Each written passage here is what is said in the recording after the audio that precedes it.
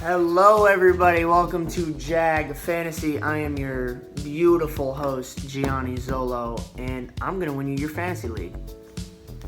Alright, as everybody knows, week 2 is a very injury-ridden week, and especially for the San Francisco 49ers, they had a lot of people go down on both sides of the ball, but specifically for fantasy, you're going to be looking for offense, and Raheem Mostert and Jimmy Garoppolo went down. Those are big injuries on the offensive side because they already have George Kittle, who was injured in week 1.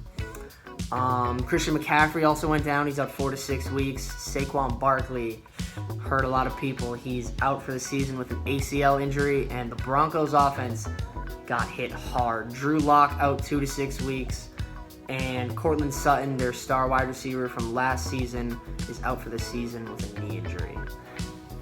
Now, as we all know, with those injuries, there's going to come some waiver wire targets because those backups are going to start getting more time now. And my number one person to target this week is San Francisco 49ers running back Jerick McKinnon.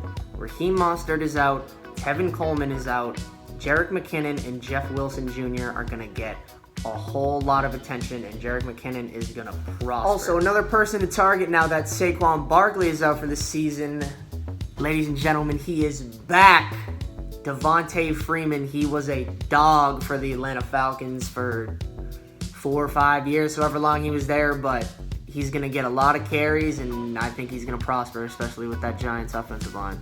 And I have another 3 waiver wire recommendations if they are there in your league. Number 1 in my eyes right now, Gardner Minshew is in a lot of leagues. He didn't look so solid on Thursday night against the Dolphins. I'm actually recording this after that. But one off game, not going to be too concerning for Gardner Minshew in my eyes. And the other 2, I have Corey Davis for the Titans. A.J. Brown is out again, and Corey Davis seems to be upping his production a lot more than he has. And Russell Gage for the Falcons, the wide receiver. So Calvin Ridley, as everybody knows, has been absolutely lighting it up, and you have probably the best wide receiver in the league, Julio Jones. But Julio is dealing with a hamstring injury, and even if that keeps him off the field the slightest bit, Russell Gage will see a lot of production. And from last week, week 2, your perfect lineup, your perfect quarterback was Dak Prescott with 39 points. Aaron Jones had an absolute monster day. He even won me my fantasy league last year because he was an animal. Dropped 45 points last week. Alvin Kamara gave you 38. Stephon Diggs and Calvin Ridley both had 29. Those were your top receivers. And your top tight end was Tyler Higbee, the GOAT.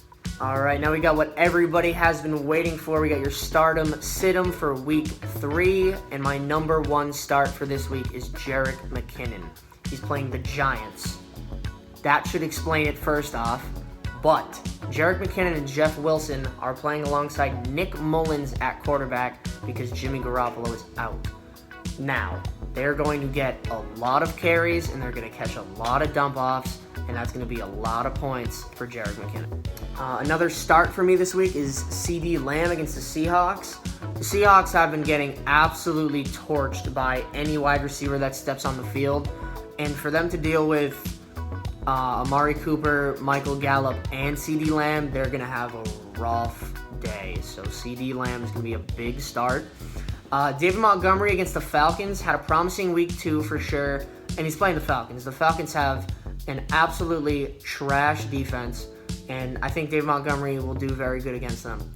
And my last start, if he is healthy, Deontay Johnson versus the Houston Texans. The Texans don't have a single valid cornerback on that field, and their safeties are also terrible. So Deontay Johnson is going to have a big day.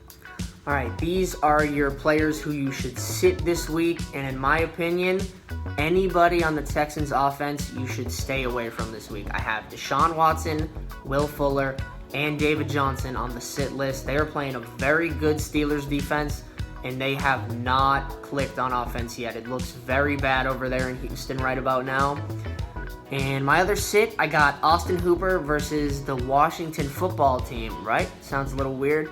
But that Washington defense, especially that defensive line, has looked very good.